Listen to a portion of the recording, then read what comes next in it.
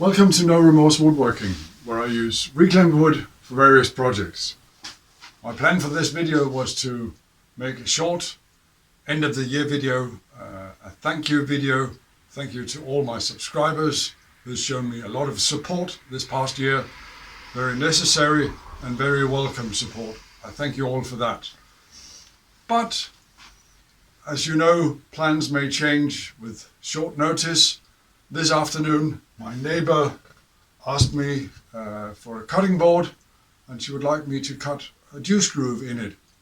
Luckily, that's not a big problem. I'll show you how I do that.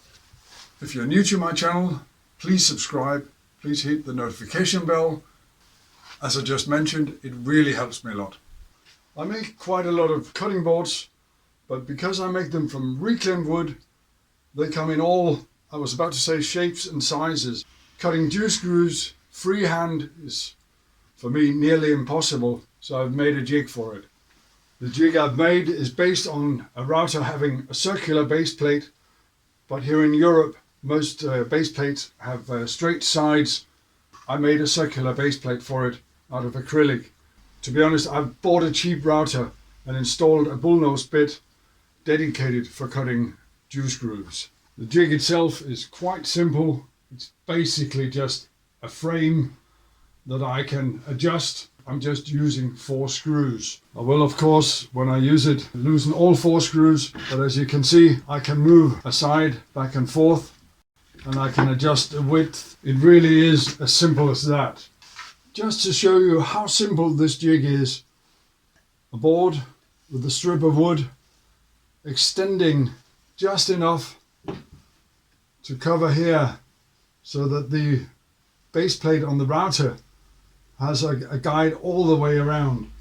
This cutting board is thinner than my jig, so I will shim it up with a couple of small pieces of plywood. I've made these rounded corners that I can screw in place in all 4 corners. This will round the juice groove. I'm not going to do that on this board, but I can do it, and I sometimes do it on larger boards.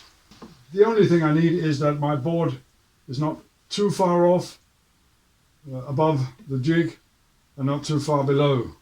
And to prevent it from moving around, I just clamp it to the table with a couple of clamps. Note these arrows, they're simply there to remind me which way to cut. I forgot it once and cut the wrong direction with disastrous results. I normally cut in at least 2 passes.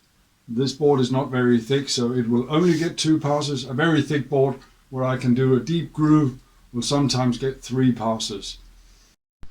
This is after the first pass. As you can see, I get nice sharp corners, nice straight lines, all because I'm referencing off the outside of the frame. And I will adjust a bit and do another pass, and that's basically it.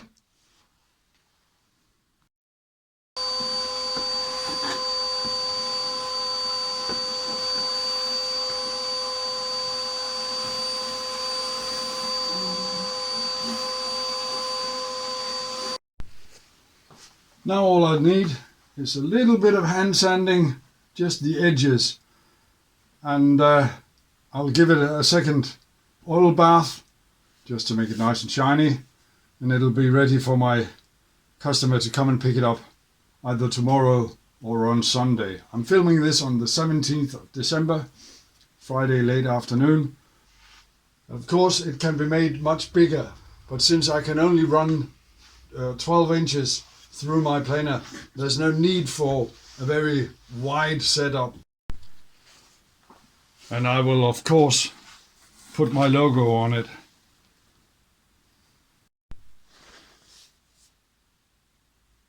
Maybe I should modify my jig to leave a little bit more space in one of the corners. I hope you've enjoyed this video. If you have, please subscribe, hit the notification bell, leave a like, comment. You may have seen earlier this year that I had some sort of mental breakdown, and the encouragement I got from some of my subscribers and from new subscribers has really helped me a lot. Thank you very much for that. Thank you for continued support. Thank you for future support. As I was filming that segment, it occurred to me that I can't publish this video until after Christmas. And I know that the recipient is a follower of my group on Facebook, Woodworking by No Remorse. So if I publish the video before Christmas, she will know what she gets as a present. This means I will have to wish you a belated Merry Christmas and an early Happy New Year. Thank you very much. I know this might seem strange to many of you, but I'm using grapeseed oil for my cutting boards. I do this on advice from a friend who's a chef. He told me, use grapeseed oil, you can keep that in the kitchen and you can refresh the board whenever you need to.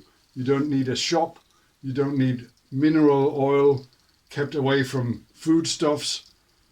I know mineral oil is food safe, but you don't want to pour it into your salad by mistake. If you do that with the grapeseed oil, no harm is done. The salad will simply taste a little different.